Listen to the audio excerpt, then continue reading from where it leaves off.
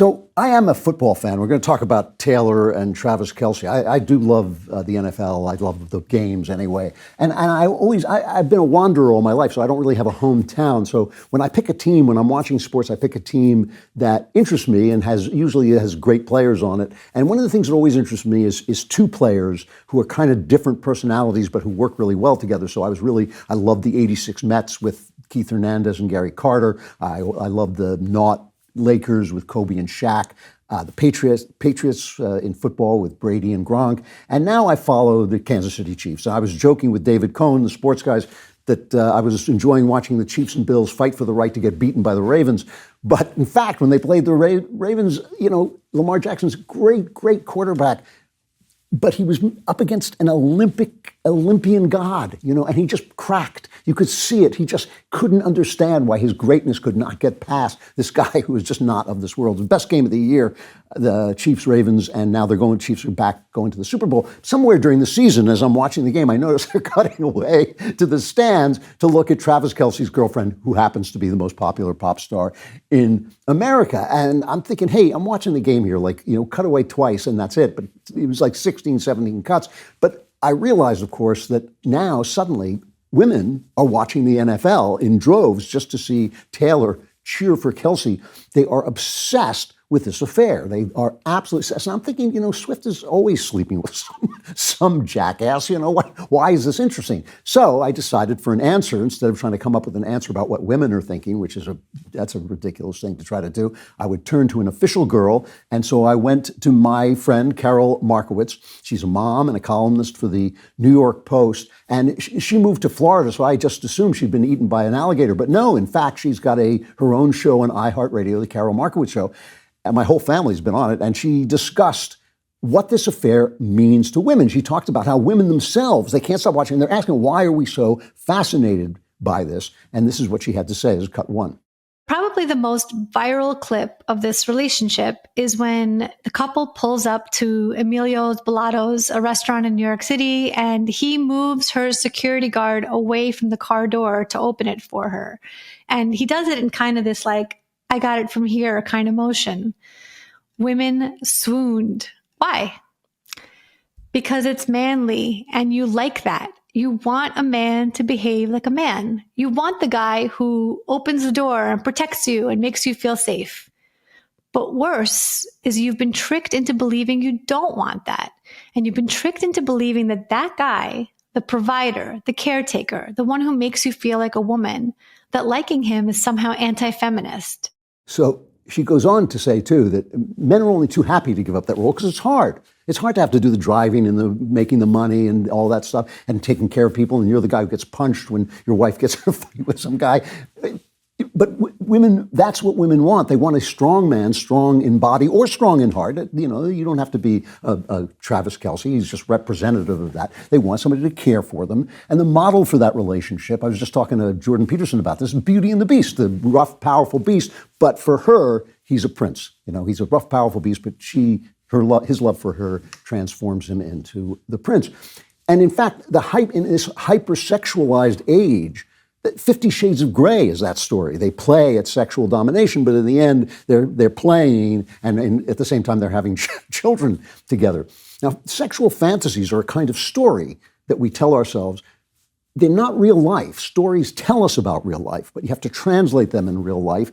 And in real life, what you're really looking for are the spiritual versions of these things. You don't need a man to beat you up to show he's strong. That's just a fantasy. The BDSM thing is a fantasy, but it's not actually what you're looking for because it hurts and it can be very unpleasant.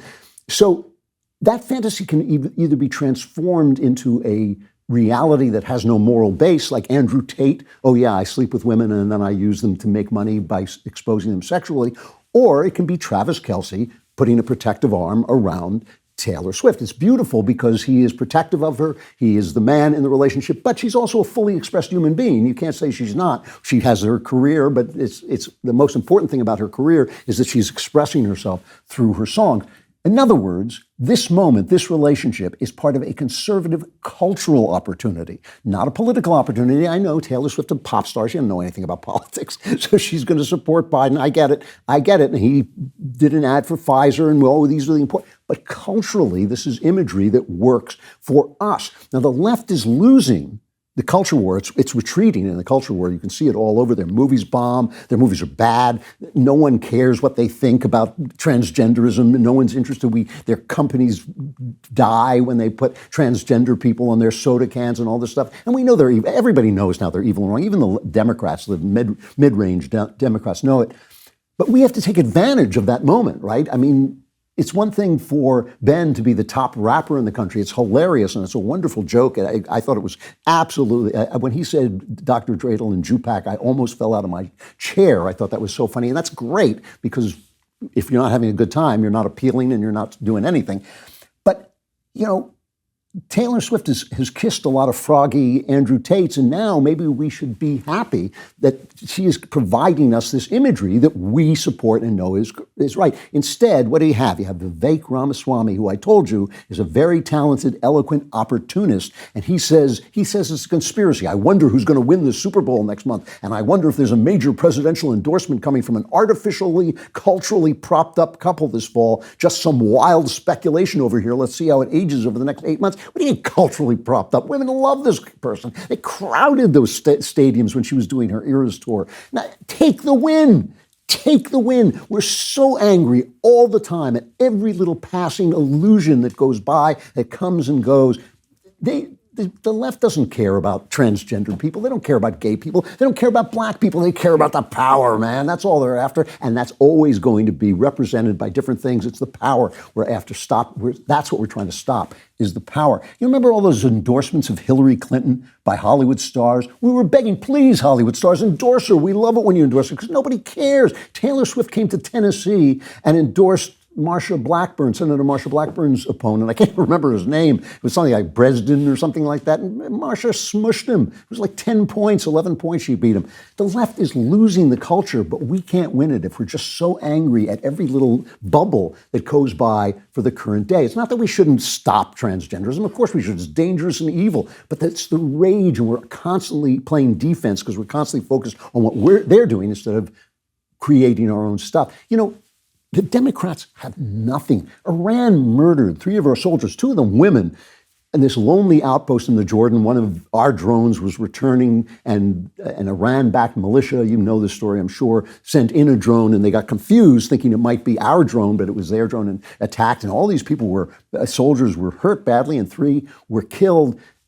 But there's been 160 plus attacks on American shipping, on American outposts, on American places. And the Biden administration is so weak, and they're doing nothing. And they're doing nothing because of their theory of governance, because of Barack Obama's. Look, they removed the sanctions Trump had in place. The Iranians are now swimming in money. They're using that money to attack us because of Barack Obama's idiot, anti-Western, anti-colonial, anti-American theory that we should turn the running of the Middle East over to Iran and they'll destroy Israel for us, and we don't have to worry about that anymore. It's the same theory that has the left supporting the monsters of Hamas. It's nonsense. It's evil. It's wicked. It's anti-American. It's cutting the branch that we're sitting on off of the tree. So to be fair, the president did issue a statement. This is cut 3. Yesterday was yesterday, and tomorrow is not until tomorrow. Today is the only day that can be today. How do you think we should celebrate? Oh, Elmo knows. Let's do a today cheer. Ready? Follow along with Elmo. Here's to today. Hip, hip, hooray. Here's to today. Hip, hip, hooray. That's President Elmo, right? This is our president.